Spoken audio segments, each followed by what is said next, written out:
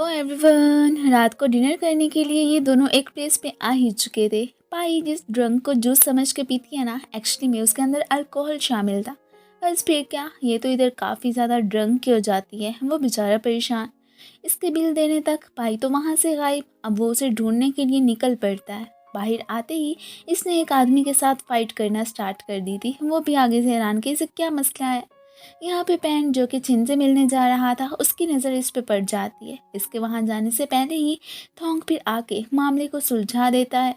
वो जब इमोशनल होकर इसे हक करती है कि पैन ने मेरे बाल काट के अच्छा नहीं किया, तो तब ये साहब बहुत ही ज़्यादा जेलिस फील करते हैं। पर क्या कर सकते थे, वहीं पे ही दूर बैठ के उन दोनों को देखे ही जा रहे होते हैं। नेक्स्ट थोंग इसे संभालता हुआ घर लेके आ गया था। मम्मी परेशान कि इसकी ये हालत कैसे हुई। थोंग बता देता है कि आज पैन ने इसके बाल काट दिए थे ना, तो अपसेट होने की वजह से इसने थोड़ी बहुत ड्रिंक कर ली। डैड पैन पे गुस्सा के उसने अच्छा नहीं किया, हर दफ़ा कोई ना कोई मुसीबत खड़ी किए रखता है, इस लड़की का मैं क्या करूं। थोंग ने अब इसे बिस्तर पे लिटाने के साथ साथ अब फिर अपनी फीलिंग्स कन्फेस करने का सोच लिया था, लेकिन अभी नहीं, सही वक्त का इंतज़ार था उसे। पाई सपने में देखती है कि उसने पैन की आईब्रो शेव करके अपना बदला पूरा ले लिया है, और इस बात से वो बहुत ही ज़्यादा खुश भी लग रही थी। खैर, ये तो जस्ट एक ड्रीम ही था और कुछ नहीं। इसके साथ उसकी आंख खुल जाती है। डैड के कहने पे इसे अपनी कल वाली हरकत पे फिर पाई से सॉरी बोलना ही पड़ गया था। साथ ही साथ डैड तो पाई से ये भी कहने लगते हैं कि अगर तुम इसे कोई पनिशमेंट देना चाहती हो ना, तो बिल्कुल दे सकती हो, हम तुम्हें कुछ भी नहीं कहेंगे, और ना ही पैन।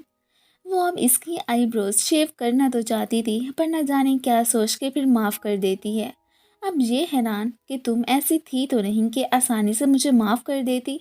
फिर भी इस सब के पीछे तुम्हारा कोई तो रीज़न होना ही है, और वो आज उससे पूछ के ही रहने वाला था। तो वो भी फिर इसे छुड़ाने के लिए कह देती है कि हाँ, मुझे मेरे ग्रैंडपा ने यही सिखाया है कि अगर डॉग बाइट करे ना, तो हम उसे फिर बदले में बाइट तो नहीं कर सकते।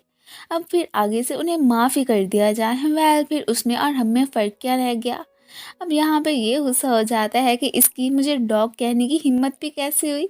बाद में ऑफिस में फ़हा तो फिर थोंग के लिए कुछ खाने का ही लिए फिर रही थी। अब वो तो इससे किसी से अपनी लव कन्फेशन के आइडियाज़ ही मांगने लगा था। वो हैरान कि क्या आप जिससे अपना लव कन्फेस करना चाहते हैं वो इसी ऑफिस में काम करती है, और साथ ही साथ क्या वो मेरी एज की है। तो यहाँ पे वो भी कहता है कि हाँ बिल्कुल, तुमने बिल्कुल सही गेस किया। अब ये समझने लगती है कि कहीं ये मुझे ही से तो फीलिंग्स कन्फेस नहीं करने वाला। बेचारी खामखा में ही बहुत ही ज़्यादा खुश हो जाती है। पर अब ऐसा तो कुछ भी नहीं था ना।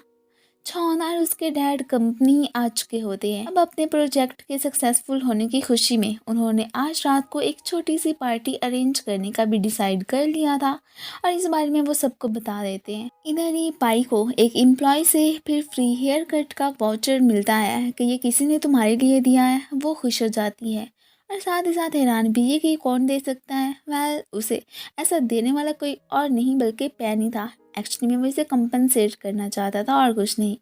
अब इसे थोंग के साथ ज़्यादा देख के वो अपसेट। ऊपर से डैड ने इसे छौन के साथ ही कहीं जाने का ऑर्डर दे दिया था, जो कि मजबूरी में उसे फिर मानना ही पड़ जाता है। वेल, उन्हें क्या कहता। थोंग इसे एक गिफ्ट पसंद करने के लिए कहता है, तो वो हैरान कि किस लिए।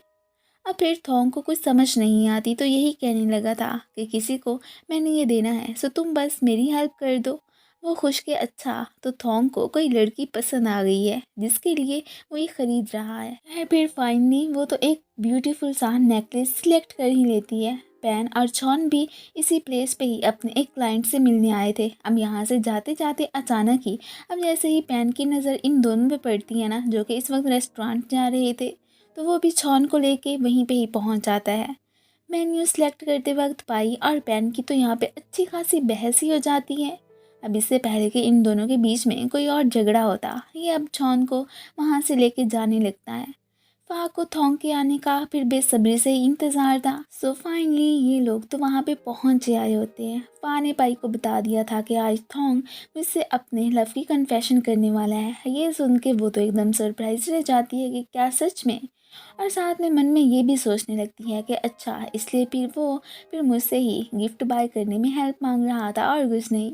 पैन और छौन भी पार्टी में पहुंच आए थे।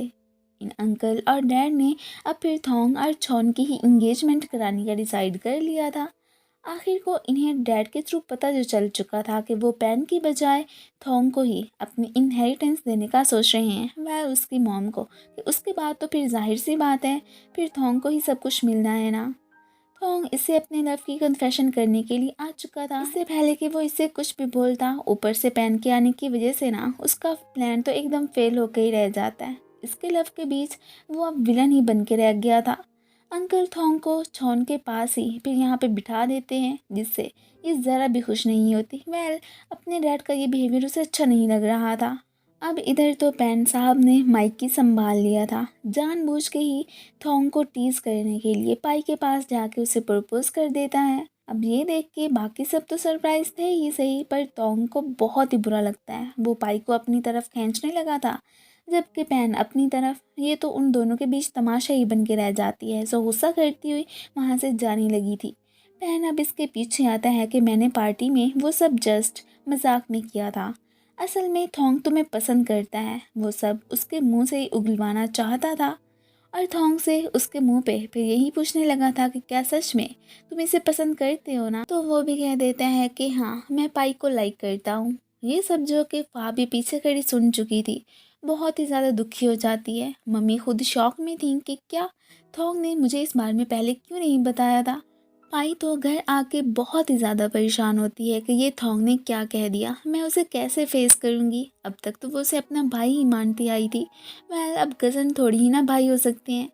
पैन खुश था कि अब तो पाई थोंग से बात नहीं करेगी। इसे भी कह देता है कि अगर तुम वाकई ही में पाई से शादी करोगे ना, तो लोग क्या क्या बातें बनाएंगे कि आंटी ने अपनी नीस की शादी अपने बेटे से उस पर रहम खा के ही की थी। थोंग तो उसकी बातों को कुछ ज़्यादा ही सीरियस लेके चला जाता है कि अगर ऐसा हुआ तो पाई तो बहुत ही ज़्यादा अपसेट हो जाएगी ना। डैड ने मम्मी से थोंग और चॉन की शादी करवाने वाली बात बता दी थी, ये टेंशन में कि वो तो पाई को पसंद करता है ना। फाइज से बात नहीं कर रही थी कि तुम अगर थोंग को पसंद करती थी तो ये बात मुझे पहले क्यों नहीं बताई।